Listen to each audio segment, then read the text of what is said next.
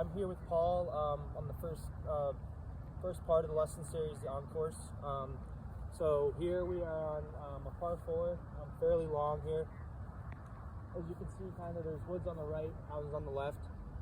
So Paul, have you played this course before, or what's your familiarity with this type of hole? And yes, I've played this hole a lot of times. It doesn't normally go too good for me because of the distance, but I'm fairly familiar with this hole and other types of holes like. All right, so Paul, he's my advanced golfer. He's been golfing most of his life. He's around a 9 or 10 handicap. So Paul, what's your usual shot type on a hole like this with woods on the right, and then both will be on both sides, but different structures on. I play a cut, and so I normally try and start it left and kind of cut it towards the middle of the fairway. But mostly I want to avoid the right. There's a lot of mounds on the right, so I tend to keep things left.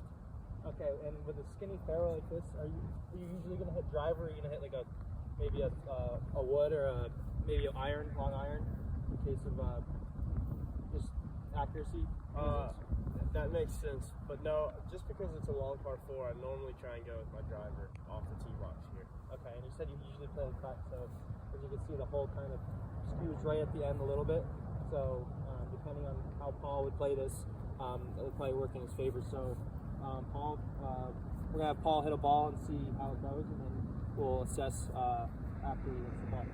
So let's see it, Paul.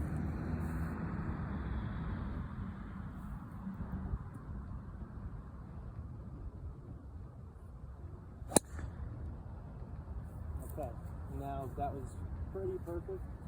Exactly what Paul stated in his initial response and how he plays the golf ball on this type of hole. So he played it left and it cut back right.